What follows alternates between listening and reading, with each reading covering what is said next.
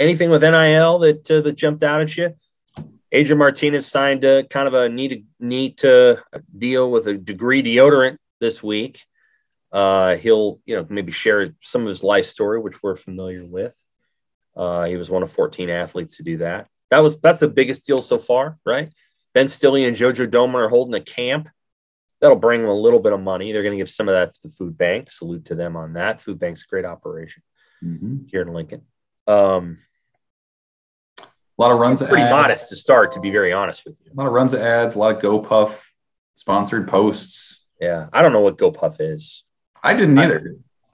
Call me a moron. If you're listening to the podcast and you knew what GoPuff was and you knew all the ins and outs of GoPuff, congratulations, you're an expert. I did not know what that is. And I know what TikTok is. I mean, my daughter's on TikTok. I have a 13-year-old daughter, so I'm not clueless. But I didn't know. I've never heard of GoPuff. Anyway, they all have. Now you have one athlete, Casey Rogers, who's part of Barstool. Now, what is that? I don't even know what that is. Like, okay, so he's a Barstool athlete. What does that mean exactly? He eats pizza with Dave Portnoy. Like, what does he do? I have no idea. I know Jackson Hallmark is too on the baseball team. I guess you can apply to be a Barstool athlete. I have no idea. I know it's a popular thing among a lot of college. Oh yeah, student athletes. A lot of student athletes are interested in Barstool. Yeah, but I don't know how you make money doing it. See, and you and I have talked about this a couple of times, and your NIL story last week did a great job of laying all this out. I'm still a little dubious as to like how over time you're going to make the kind of money. Like companies are going to be like, you know what we're going to do? We're going to give you this money. If we have no idea whether this is going to get us more traffic or not, but we're going to give it to you.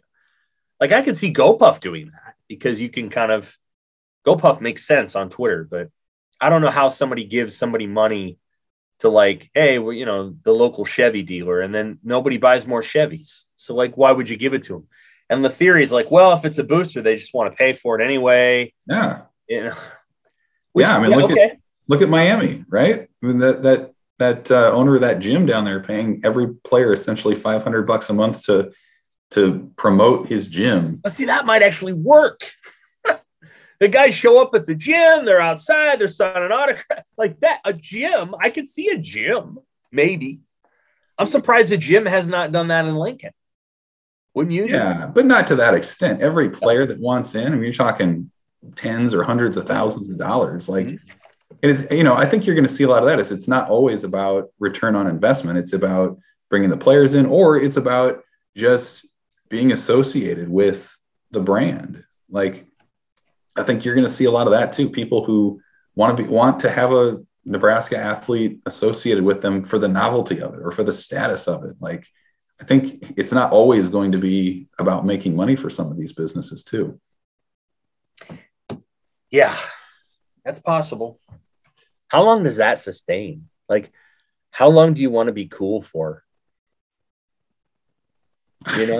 Yeah. Because now this is just me talking. This isn't an informed scientific opinion.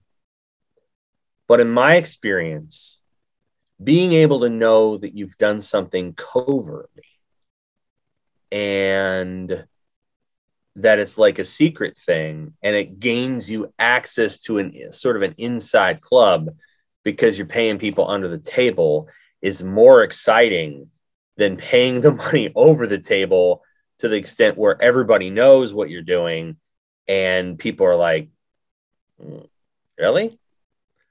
Doesn't it seem more exciting to do the duffel bag and the briefcase? And I'm like, there's a certain level of spy intrigue to burner phones and stuff like that.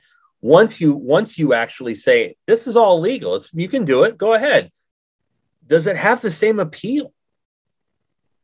Yeah, the taste of forbidden fruit, that sort of thing. I don't know. Like the Miami thing, the Miami example is interesting because like if you're a Miami fan and you have followed the team forever and you are obviously aware of the recruiting violations that have occurred, but you've been good and now they're not very good. So like how popular is that guy, that gym owner out there now to the fan base at large? Because that guy is ponying up X amount of dollars to these players to essentially to come in to pay. It's not pay to play, but it is, in a sense. How popular is that guy? Now he can come out there and say, look, I'm the godfather of Miami football. All these guys are coming out. I bequeath to you my wealth so we can have on-field success. Like, I don't know, in a sense, that guy's status has to be rising right up down there in Florida, doesn't it? Sure. That's possible. That's possible. No, I agree. I agree. Like, again, I'm a counter. It's, you know me well enough to know I'm often a contrarian thinker. Like I would think that it would be much more attractive to be able to do this in a way when it was against the rules and it was a big secret and everybody who mattered knew, but versus now everybody knows. But think about like it's not a mystery. Like it won't be a mystery. It's just going to be this gym guy's paying him $500. Okay. Like it won't be like, so because people lie, Evan, people lie.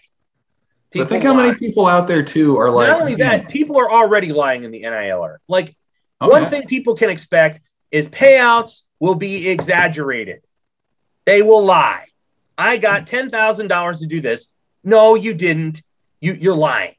I'm not speaking of any specific person, but we're both men, right? We know people exaggerate. Sure. People will lie. They'll just, well, I got that. No, you didn't. But that's okay. I can't prove it either way, but okay. Like that will happen. It will be part of this.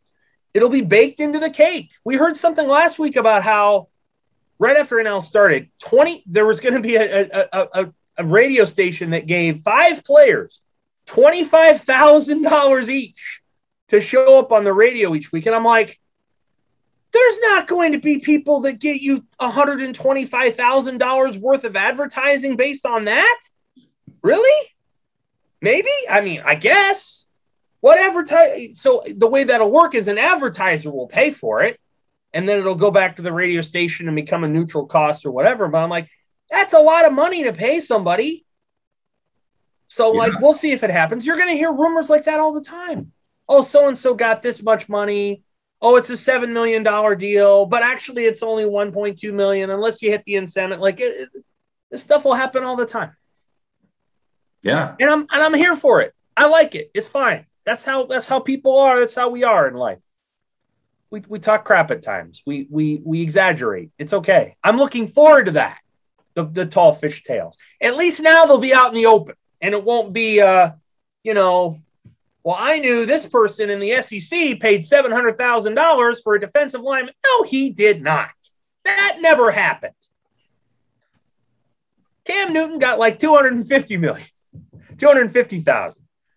I've heard those stories before. Oh, they paid him $700,000. I'm like, nobody paid a defensive lineman in the SEC $700,000. Move on. They got him a car. That's all. Like that kind of stuff. So we'll see. It's true. The fact that we don't know adds to the mystique. Sure. Was it a car? Was it in a McDonald's bag? What, how did they do it? All that. I love this. It's fun. I like it. You're going to hear stories. And there's going to be people that are like, I don't make a dime. You could make the argument that the most gifted athlete on the face of the earth right now is playing Major League Baseball for the Angels. He's a pitcher. He's a hitter. And he makes a lot of money because of his home country, Japan. But as an American athlete, he's not making $100 million in advertisements. He's not. No, he's not. He's not. The best player in the game is Mike Trout, and he's way down the list because it's just the way it works in team sports. Oftentimes, there's a LeBron, there's a Durant. There might be a couple of international superstars in tennis or in track and field, but for the most part, it's team sports. You don't get that kind of notoriety. Right? That's the way it works. So there'll be athletes that make a decent chunk, and there'll be athletes who don't.